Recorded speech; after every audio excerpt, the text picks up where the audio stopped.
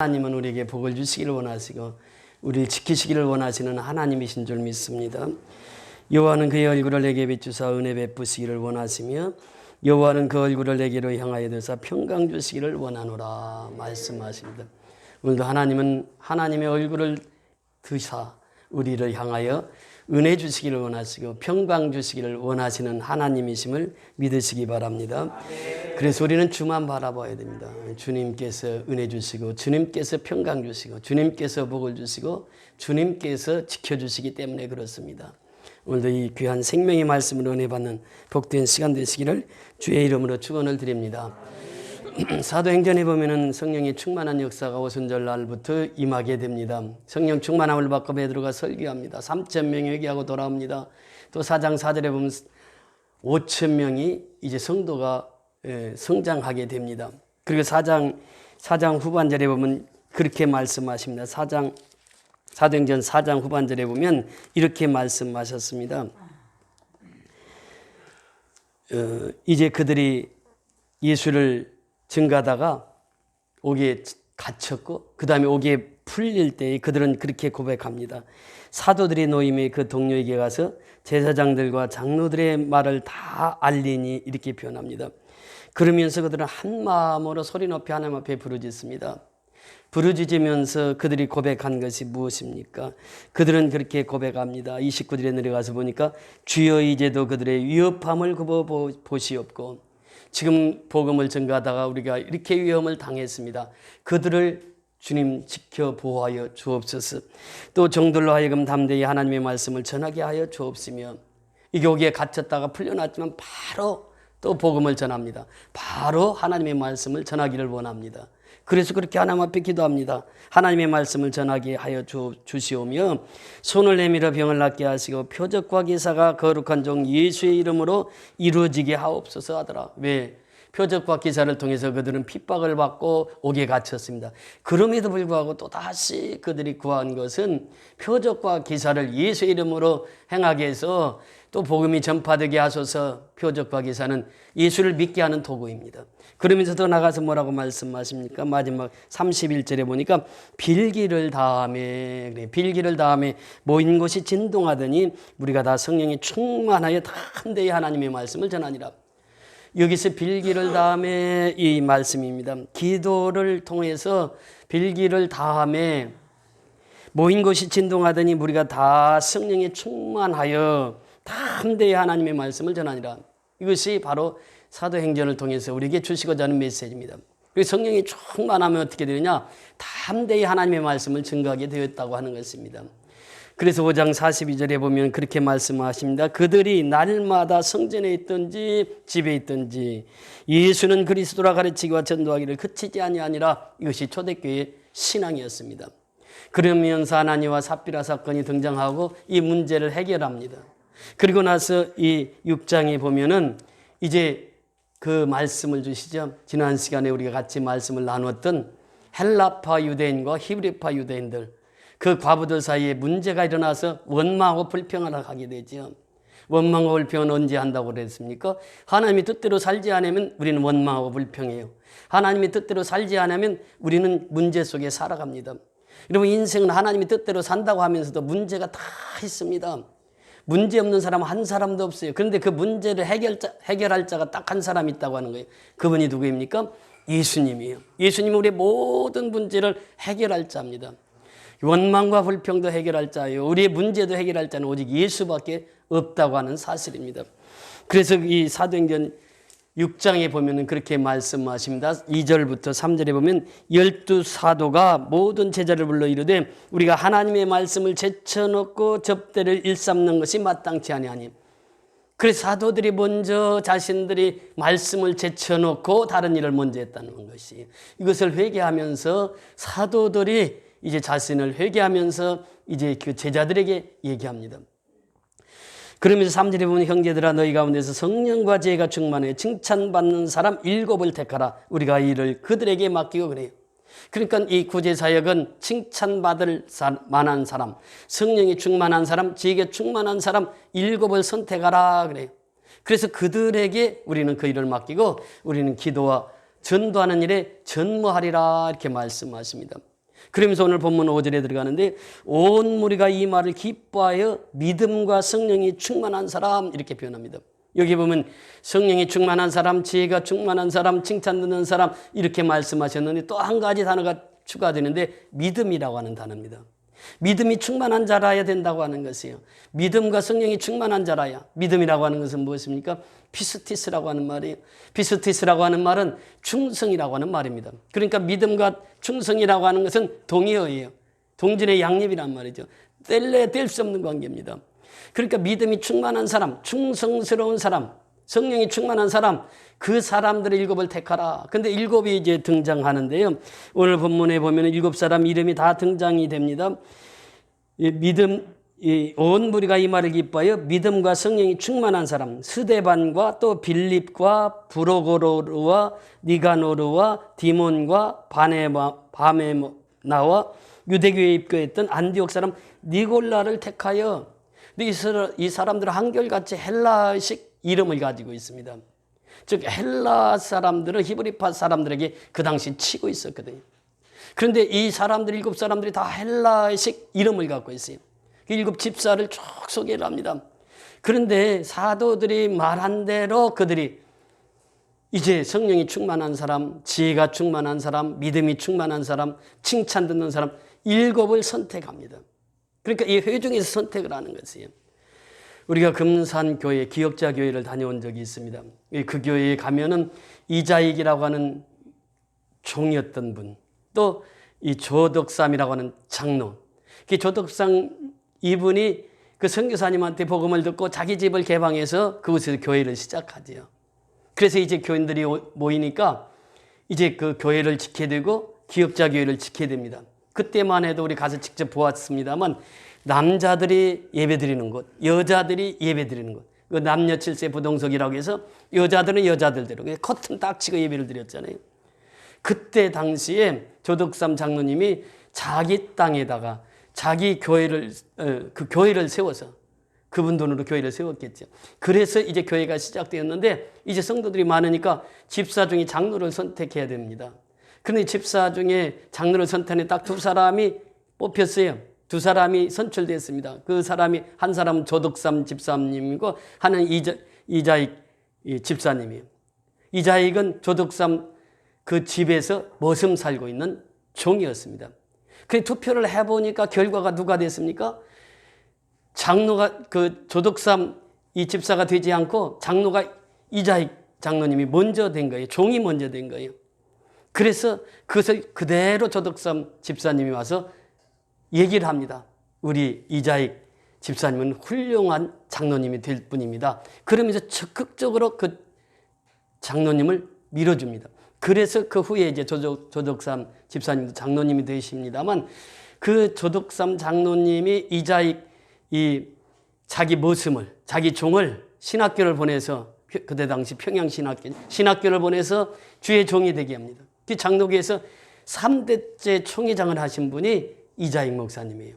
그러니까 조덕삼 장로님이 그 교회를 짓고 또 주의 종을 뒷받침해서 총회장이 되게 하시고 그리고 이 3년 동안 제3차, 1차, 2차, 3차 총회장을 했던 분이 바로 이자익 총회장입니다. 자, 여기서 보면은 일꾼을 뽑을 때 그 장로 집사들은 회중정에서 뽑았습니다. 그래서 그 온 무리가 이제 보았던 것이죠. 그 7사람을 뽑았는데 7사람 중에 제일 먼저 뽑힌 사람이 누구냐? 여기에 보니까 그렇게 말씀하세요. 충만한 사람 스데반과 그래요. 오늘은 스데반과 빌립에 대해서 좀 집중적으로 알아보려고 합니다. 이 스데반 집사는 어떤 분이었느냐? 성령이 충만한 분이에요. 성령이 충만하다 보니까 어떻게 되느냐? 말씀을 깊이를 알았던 집사님입니다. 그래서 그 스데반이 설교할 때 아브라함부터 설교해요. 아브라함이 어떤 사람이냐? 믿음의 조상이 아브라함이 어떤 사람이냐? 하나님 앞에 충성된 사람이 아브라함이 어떤 사람이냐? 복의 근원이요. 아브라함에 대해서 설교를 하고 아브라함, 이삭, 야곱, 요셉 그러면서 또 모세에 대해서 설교를 합니다. 모세가 어떤 사람이냐? 모세는 출애굽을 하게 했던 그 모세. 그리고 그 모세를 통해서 하나님이 놀라운 역사하신 것들을 쫙 설교를 합니다. 그러면서 설교 말미에 어떤 얘기를 하느냐면 52절 7장 52절 이하에 보면 그렇게 말씀하십니다. 너희 조상들이 선지자 중에 누구를 받게 하지 아니하였느냐? 의인이 오시리라 얘기한 자들은 그들이 죽였고 이제 너희는 그 의인을 잡아준 자여 살인한 자가 되나니 너희는 천사가 전한 율법을 받고도 지키지 아니하였도다 아니라. 그러니까 십자가에 못 박은 사람이 누구냐? 너희들이다 그래요. 그러면서 설교를 했을 때에 또 율법을 지키지 않은 사람들이 누구냐? 너희들이었다. 그러면서 설교를 했을 때에 54절에 보면 그들이 이 말을 듣고 마음에 찔려 그를 향하여 이를 갈거늘. 여기 보세요. 사도행전 2장 37절에 베드로가 설교했을 때는 그들이 마음에 찔려서 회개를 합니다. 그러면서 우리가 예수를 죽였으니 우리가 하나님의 아들을 죽였으니 어찌할 거라고 하는 탄식이 나와요. 회개가 나옵니다. 그런데 여기는 어떠냐? 스데반 집사가 이 설교를 했는데 그 말씀을 듣고 마음에 찔려 그를 향하여 이를 갈았다 그래요. 이를 갈았다. 분노가 하늘까지 치밀었다 그 말이에요. 그러면서 스데반이 성령 충만하여 하늘을 우러러 주목하여 하나님의 영광과 및 예수께서 하나님 우편에 서신 것을 보고 그래요. 성령이 충만하니까 스데반이 그 돌에 맞아 순교하면서도 하늘의 우편을 보니까 그 예수님이 보이는 거예요. 그러면서 그가 고백하게 하되 그 고백하는 말을 보세요. 말하되 보라 하늘이 열리고 인자가 하나님 우편에 서신 것을 보노라 한데 인자가 하늘의 우편에 서신 것을 본 거예요. 누가? 스데반이 성령이 충만해서 돌에 맞아 죽는 그 순간에도 그 인자 되신 예수님을 바라보게 되는 거예요. 그러면서 그들이 큰 소리로 지르며 귀를 막고 일제히 그에게 달려들어 성 밖으로 내치고 돌로 칠세 증인들이 옷을 벗겨 사울이라는 청년을 발 앞에 두니라. 그들이 돌로 스데반을 치니 스데반이 부르짖어 이르되 주 예수여 내 영혼을 받으시옵소서 하고 무릎을 꿇고 크게 불러 이르되 주여 이 죄인 죄를 그들에게 돌리지 마옵소서. 이 말을 하고 자니라. 이 말을 하고 순교하니라. 이 말을 하고 죽었느니라. 이 말씀이에요. 자, 여기서 보면은요, 성령이 충만했던 스데반. 그러니까 순교의 현장 속에서도 예수 그리스도가 하나님의 우편에 서신 것을 보게 됩니다. 그러면서 이 스데반은 저희들의 죄를 저희들에게 돌리지 마옵소서. 저희들을 용서하여 주옵소서. 예수님께서 십자가 질환 중에 이 말씀을 하시잖아요. 그러니까 예수님처럼 그 스데반이 그 기도를 하고 순교를 당합니다. 여기서 순교당하면서 십자가의 사랑과 십자가의 용서를 선포하는 거예요. 죽으면서도 그 원수들을 향해서 기도합니다. 저희들의 죄를 저희들에게 돌리지 마옵소서. 그러면서 내 영혼을 받으시옵소서. 그 스데반이 순교를 합니다. 여러분 우리가 필리핀 선교할 때 1차 선교 때에 갔던 곳이 그 지역이 화전민들이 살고 있는 지역이었습니다. 그때 그 세 사람이 갔는데 가서 그 보니까 나무 밑에서 야자나무 밑에서 그냥 거적대기 하고 그냥 예배를 드리는 거예요. 그래서 그곳에서 예배를 잠깐 인도하고 우리 합심해서 기도합시다. 거기에 바로 초등학교가 있었습니다. 초등학교 바로 앞에 야자나무 밑에서 그 몇 사람이 예배를 드리고 있었어요. 기도를 하는데 제가 이제 그 환상을 보게 됩니다. 스데반처럼 하늘이 열리는 그 환상을 보게 돼요. 그러면서 그 하늘에서 구름 사이 그 천사가 그 말씀을 하시니 여기는 교회가 세워져야 할 것이고 여기는 내 집이 서야 될 것이니라. 그 음성을 분명하게 들었습니다. 그래서 같이 갔던 그 장로, 같이 갔던 교수에게 물어보니까 자기들은 전혀 못 들었다는 거예요. 그래서 그때 이제 우리가 300만 원 들여서 최초로 이제 필리핀 선교를 시작하게 됩니다. 스데반이 성령이 충만하니까 인자가 하나님 우편에 서신 것을 보아요. 그러면서 그 순교당하면서 십자가의 사랑과 십자가의 용서를 증가합니다. 최초의 순교자가 스데반이었습니다. 여러분 성경에서 이 집사 직분 가지고 최초로 순교당하신 분이 스데반 집사예요. 그러니까 오늘날도 한국 교회가 이만큼 성장하게 된 것은 그 순교자들의 삶이 있었다고 하는 것이에요. 전남 광양에 가면 그 교회가 염산교회가 있습니다. 염산교회를 다녀오면서 느낀 것이 거기에 보면은 77인 묘가 염산교회 그 순교 사적지에 있습니다. 그래서 우리가 시간이 되면은 꼭 이제 농어촌 선교할 때 그 자리를 또 한번 가고 싶은데요. 거기에 가면은 그 당시에 목사님이 김방호 목사님이었어요. 근데 그 목사님과 함께 77인이 순교를 당합니다. 근데 순교를 당하는데 그 현장에 가보면은 이 돌이 있어요. 그 당시에 매달았던 돌이 있는데 그 수문장을 열어가지고 그 바다로 물이 흐르게 되는데 거기다 돌을 전부 다 맵니다. 사람, 예수 믿는 사람. 돌을 매가지고 거기다 던져요. 그러니까 바닷속에서 수장이 되는 거예요. 그렇게 순교를 당해요. 죽창으로 찌릅니다. 죽창에 맞아서 순교를 당해요.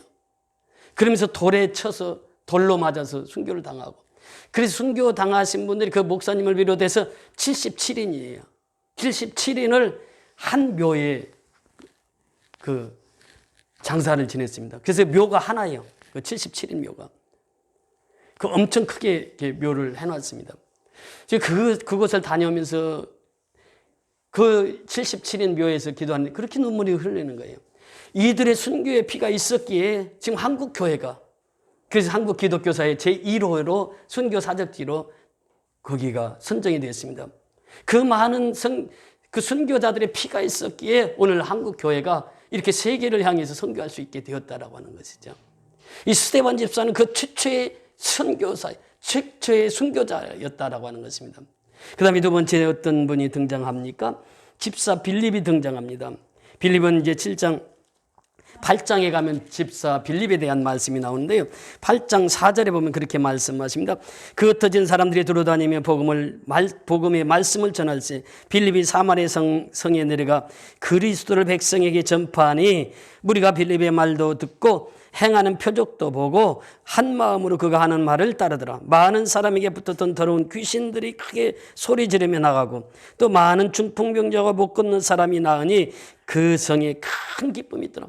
빌립 집사는요, 성령이 충만해가지고 복음을 전가하는데 축사가 일어납니다. 귀신이 떠나요. 복음을 전하면 귀신이 떠나고 병든 자에게 손을 얹으면 병든 자가 치유받아요. 그러니까 빌립 집사가 가서 복음을 증거하는데 놀라운 기적적인 역사들이 나타나는 거예요. 거기에 누구가 있었느냐면 마술사 시몬이 있었습니다. 그러니까 이 복음이 전파되니까 귀신 들린 자가 귀신이 떠나지요. 병든 자가 치료받지요. 그러니까 그들이 나와서 세례 받겠습니다. 세례를 받아요. 그 마술사 시몬도 나도 세례를 받겠습니다. 시몬 세례도 받아요. 그 소식을 듣고 사마리아 땅에 가서 베드로와 요한이 파송을 갑니다. 그 현장을 가서 그 빌립 집사가 이루는 그 엄청난 사역들을 보면서 감동을 해요. 그래서 이제 그곳에서 베드로와 요한이 이제 빌립 집사 안수하고, 그래서 이제 안수해서 일꾼들을 세워서 그곳에 많은 일꾼들을 세우게 됩니다. 그때 시몬 마술사는 베드로가 그 설교할 때에 그 성령이 임하는 것을 보고 그것을 나에게 돈을 줄 테니까 나도 그런 능력 좀 베풀게 해달라고. 그러니까 베드로가 그러잖아요. 이 하나님의 능력은 돈으로 사는 것 아니다. 그게 마술사 시몬이 거기서 깨어지게 되고 26절 이제 이하에 보면 빌립이 성령이 충만해서 이제 광야로 가라고 하는 하나님의 명령을 받습니다. 그때 빌립은 두말하지 않습니다. 이곳에 많은 현장에 많은 역사가 일어나는데도 불구하고 하나님이 가라 하니까 광야로 가는 거예요. 그게 광야가에서 누구를 만납니까? 에디파네시, 지금으로 말하면 재무부 장관이에요. 그 재무부 장관을 만나가지고 그 사람을 만나서 보니까 성경을 읽고 있어요. 이사야의 글을 읽고 있어요. 이사야의 글을 읽고 있는데 가서 빌립이 물어봤어요. 그 내용이 무엇인지 아십니까? 내가 어떻게 알아요? 가르쳐주는 사람이 없는데. 그래서 마차를 타고 둘이서 성경 공부를 합니다. 그러면서 성경을 깨닫고 나니까 그럼 내가 세례 받아줘요. 이 물 있는 곳에 세례 좀 달라고. 그래서 둘이 가서 침수 세례를 줍니다. 이것이 이제 빌립 집사의 행한 일이에요. 빌립 집사는요, 최초의 선교사가 되었습니다. 지금 사마리아 땅에 예수님께서 선교를 하실 때에 사마리아는 누구도 가기를 원하지 않았어요. 그런데 예수님은 사마리아를 직행하면서 그곳에서 야곱의 우물가에서 수가성 여인을 복음을 전하고, 그래서 그 예수를 믿게 하고, 그러면서 남이 싫어하는 곳에 예수님이 가셔서 복음을 전했는데 그 다음으로 빌립 집사가 가서 그 사마리아 땅에 가서 그 복음을 전하는 거예요. 그 복음을 전할 때에 그 수많은 사람, 병자들이, 귀신 들린 자들이 와서 예수를 믿게 되었더라. 최초의 선교사가 누구냐? 빌립 집사였다고 하는 것이에요. 저는요, 이 최초의 선교사 바울과 바나바라고만 생각을 했습니다. 13장에 가면 안디옥 교회에서 바나바와 바울을 안수해서 보내잖아요. 그런데 보니까 빌립 집사는 이미 사마리아 가서 선교를 하고 있었던 거예요. 그러니까 여기에서 보면은 무엇을 우리에게 말씀하십니까? 7 집사 중에 스데반 집사는 최초의 선교자가 되었죠. 또 빌립 집사는 최초의 선교사가 되어서 그 복음을 땅끝까지 전파하는 그 아름다운 역사를 이룬 것을 보게 됩니다. 오늘 본문 다시 한번 보십니다. 오늘 본문 사도행전 6장 6절을 같이 보십니다. 6절 시작. 사도들 앞에 세우니 사도들이 기도하고 그들에게 안수하니라. 사도들 앞에 세워서 사도들이 기도하고 그들에게 안수해요. 7 집사에게 다 안수합니다. 안수 집사들이에요, 다. 여기서 안수했다라고 하는 것은 모세가 여호수아에게 대권을 물려줄 때 그 안수기도에서 지도자로 세웁니다. 그리고 아론이 레위인들에게 성막에서 일하는 레위인들에게 일을 맡길 때 안수해서 성막에 일을 맡깁니다. 예수님께서 어린아이들이 오는 것을 어른들은 금했습니다. 우리가 시골에 장날에 가면 뱀장수들이 그렇게 얘기했습니다. 애들은 가라, 애들은 가라. 왜 애들은 뱀장사가 그때만 해도 뒤에다가 장구 달고 하여튼 혼자 1인 면역을 하잖아요. 그러니까 사람들이 장날이 되면 막 모인단 말이에요. 그러니까 애들이 막 앞에 와서 그 좋은 구경하려고 오면 애들은 가라, 애들은 가라. 애들을 다 쫓아보내. 그런데 예수님이 제자들도 역시 마찬가지였어요. 애들이 오니까 애들은 가라. 너희들 알아듣지도 못하는데 가라 가라고. 근데 예수님 그 어린아이를 끌어안습니다. 끌어안고 그 머리에 안수해서 축복기도를 해줘요. 예수님이 행하신 일이. 그리고 이 병든 자에게 또 안수해서 그 병든 자를 치료하십니다. 그리고 이 바울과 바나바가 이 선교 나갈 때, 선교사를 파송할 때 안수해서 파송을 합니다. 그래서 이 안수가 이제 구약에서부터 신약까지 이렇게 있어 왔습니다. 일꾼들을 세울 때 그렇게 안수를 해서 세웁니다. 그리고 나서 오늘 본문에 보니까 7절 우리 다 같이 읽습니다. 시작. 하나님의 말씀이 점점 왕성하여 예루살렘에 있는 제자의 수가 더 심히 많아지고 허다한 제사장의 무리도 이 도에 복종하니라. 하나님의 말씀이 점점 왕성하게 된 배경은 무엇입니까? 성령의 충만함이 있었다는 거예요. 사도행전 4장 31절에 뭐라고 말씀하십니까? 무리가 모여서 합심해서 기도했을 때 그것이 진동하니 성령이 충만하여 담대히 하나님의 말씀을 전했다. 그러니까 성령이 충만함을 받지 않고는 담대히 하나님의 말씀을 전할 수가 없다는 것이에요. 그 성령 충만과 말씀 충만은 이게 같이 갑니다. 같이 가. 그러니까 성령이 충만하지 못하면 말씀을 담대히 증거할 수 없다고 하는 것이에요. 그럼 성령의 충만함을 받으려면 어떻게 되느냐?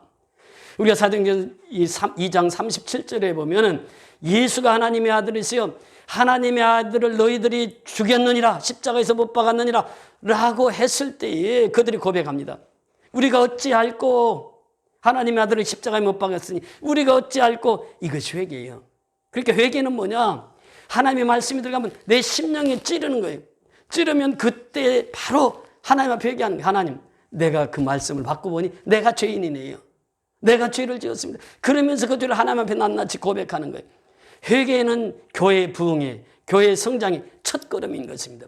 성령 충만 받는 첫걸음이 뭐냐? 회개예요. 그런데 회개는요, 우리가 신앙생활하면서 가장 귀한 것이 회개고 가장 신앙의 깊은 경지에 이르는 것이 회개입니다. 나를 돌아보지 못한다고 하는 것은, 회개하지 못한다고 하는 것은 하나님의 말씀을 깊이 있게 깨달을 수 없다고 하는 것이요, 성령 충만함을 받는데 회개 없이는 성령 충만함을 받을 수 없다고 하는, 이것이 첫걸음이에요.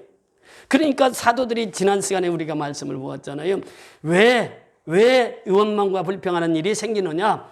사도들이 말씀을 제쳐놓고 다른 일 하다 보니까 그랬단 말이에요. 사도들이 먼저 회개를 합니다. 그래서 오늘날도 역시 마찬가지입니다. 우리가 성령 충만 받기 위해서는 내가 먼저 회개해야 돼요.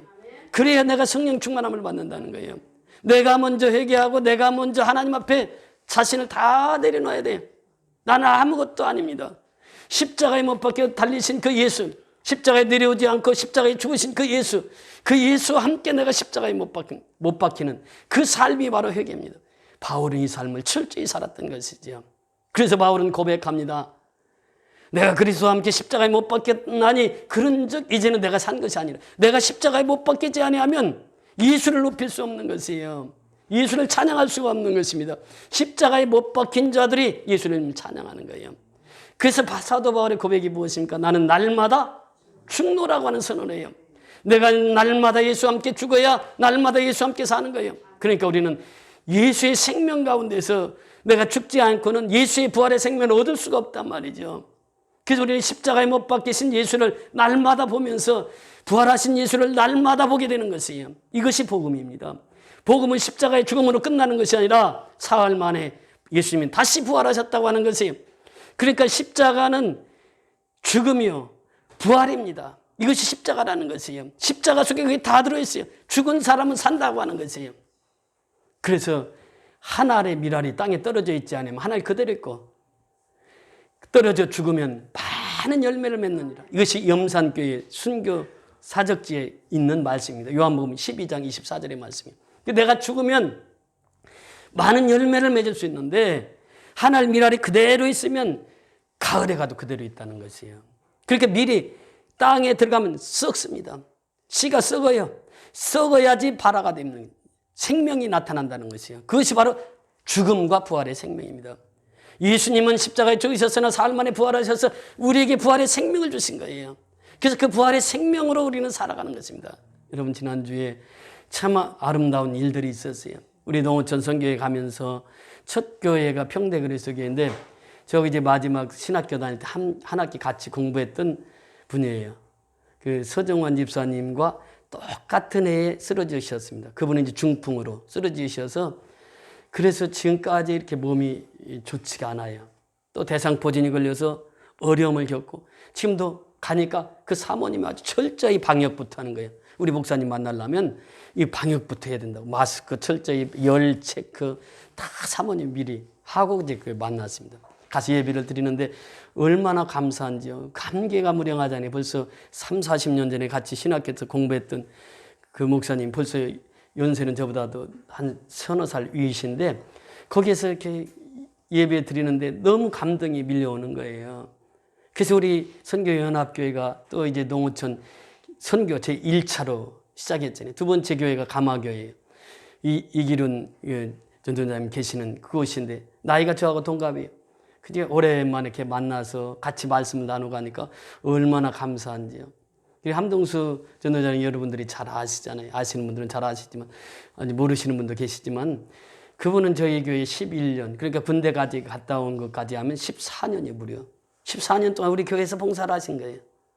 미국 유학까지 갔다 와서 그 제주중앙교회라고 참 아름다운 교회에서 목회하고 있는 그 현장을 보면서 너무 감격스러웠고 또 마지막 오는 길에 심정자 권사님 그 사업장에 가서 기도해주고 이렇게 왔는데 여기 서울에서 내려가가지고 오는 시간까지 그 오는 데는 또 돌풍이 불어가지고 여러분 뉴스 보셔서 아시겠습니다만 서울에서 비행기가 내려와가지고 내려앉지를 못하는 게 돌풍 때문에 그래서 1시간 반인가를 그 공중에서 있는 거예요.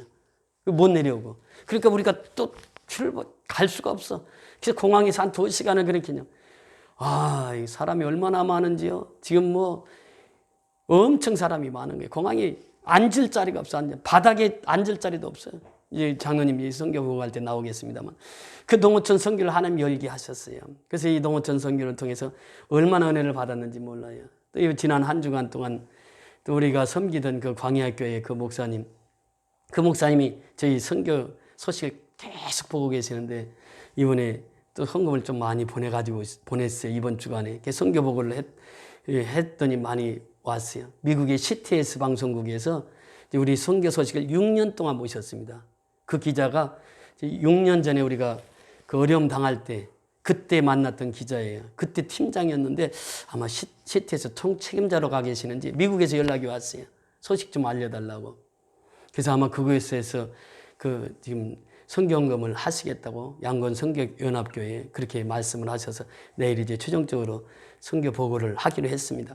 이와 같은 일들이 한 주 동안을 걸쳐서 하나님께서 우리 교회를 통해서 역사를 하셨어요. 그러면서 미얀마의 지교회들이 지난 한 주 동안 선교 보고를 다 했어요. 제가 가장 어렵게 생각했던 것이 도순교회예요. 연락이 없었어요. 무려 한 달 동안 계속 제가 몇 번 해도 연락이 전혀 안 돼요. 그래 지난주에 딱 온 거예요. 가족들이 예배드리는 그 모습을 보면서 마음이 얼마나 편한지 몰라요. 나는 어디 사고라도 당한 줄 알았어요. 아무도 연락이 안 됩니다. 거기는 연락이 안 됐었는데 이제 시골에서 있다가 이렇게 이제 오셨나 본데, 그래서 이제 아기 낳고 그랬는데 연락이 안 되다가 한 달여 만에 연락이 왔어요. 경일 녹화에서 연락이 왔고, 또 가찬 양곤은 뭐 매주마다 연락이 오고요. 그래서 매주마다 이 선교 보고를 하면서 그 양곤 가찬은 매일 성경 공부를 합니다. 매일 성경 공부를 해서 지금 이러한 상황 속에서도 세례받겠다고 하는 사람들이 계속 나오는 거예요. 정말 감사하죠. 보세요. 지금 뉴스에 보면 장갑차들이 그냥 그 시내를 다 시내에 몰고 다니는 거예요. 그러면서 시내에 사람 구경하기 어렵습니다. 그런데 그곳에서 선교 보고를 하는 거예요. 그곳에서 성경을 가르치는 거예요. 그곳에서 예수 믿고 세례받겠다고 하는 사람들이 나오는 거예요. 그러니까 오늘 이 성경에 보면요, 스데반이나 빌립 집사들 보세요. 성령이 충만하니까 그 입에서 하나님의 말씀이 계속 전파되는 거예요. 그 최초의 선교자가 스데반 집사예요. 최초의 선교사가 빌립 집사예요. 그러면서 아름답게 교회가 성장해 나가는 것을 보게 됩니다. 여기 7절의 핵심은 무엇입니까? 하나님의 말씀이 점점 왕성하여 예루살렘에 있는 제자의 수가 더 심히 많아지고, 그러니까 3천에서 5천, 그리고 제자의 수가 더 심히 많아졌어요. 몇만이 되었다고 추정합니다. 그러면서 허다한 제사장의 무리도 이 도에 뭐예요? 복종하니라. 휘카파노, 이 복종하다, 이 말은 우리에게 참 중요한 의미를 주시고 있는데, 휘파코라고 하는 이 단어는요, 순종이라고 하는 말과 또 다릅니다. 이 복종이라고 하는 것은 말씀이 떨어졌으면 말씀 그대로 실천에 옮기는 거예요. 그런데 제자의 수가 그렇게 많아졌는데 그들이 다 하나님의 말씀이 어떻게 했다고요? 복종했어요. 순종한 게 아니라 복종했어요. 복종. 말씀이 떨어지면 그대로 행합니다. 이것이 초대교회 역사였어요. 그래서 우리 선교연합교회도 정말 이 어려운 코로나 전국을 맞이해서 하나님께서 우리 교회를 통해서 일하시는 모습들을 보세요. 엄청난 사역을 하게 하시는 거예요. 그러면서 하나님께서 이제 말씀이 충만한 자들을 통해서, 성령이 충만한 자를 통해서 스데반처럼, 빌립 집사처럼 하나님께서 쓰시기를 원하시는 줄 믿습니다. 우리 선교연합교회의 성도들 한 사람 한 사람이 스데반처럼, 빌립 집사처럼 아름답게 하나님 앞에 쓰임받는 종들이 되어서 최초의 선교자, 최초의 선교사가 이제 그 7 집사 중에 나타났다고 하는 것입니다. 우리가 미얀마 땅을 보면 정말 시간 순간순간마다 얼마나 어려운지 몰라요. 지난주 금요일 날에 통합정부가 들어섰습니다.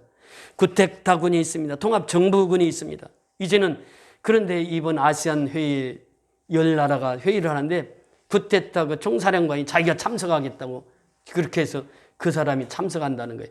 그 이제 정부가 이혼 정부로 되어 있고 지금 상당히 계속 어려움이 있습니다. 그러나 우리 지교회들은 그런 와중에서도 세례받겠다고 하는 성도들이 나오는 것을 보면 하나님은 그 구테타 속에서도 일하시고 또 코로나 속에서도 일하시는 분은 하나님이세요. 그래서 우리가 생명을 걸고 스데반 집사처럼, 빌립 집사처럼 담대히 하나님의 말씀을 전해서 우리 선교연합교회를 통해서 복음이 왕성하게 전파되어지는 아름다운 역사가 있어지기를 주의 이름으로 축원을 드립니다. 할렐루야. 고맙고 감사하신 아버지 은혜를 진심으로 감사를 드립니다. 오늘도 아버님 초대교회의 삶을 보면서 7 집사를 세워서 하나님이 이제 스데반 집사는 최초의 선교자가 되었고 빌립 집사는 최초의 선교사가 되어서 수많은 영혼들을 구원케 하셨습니다.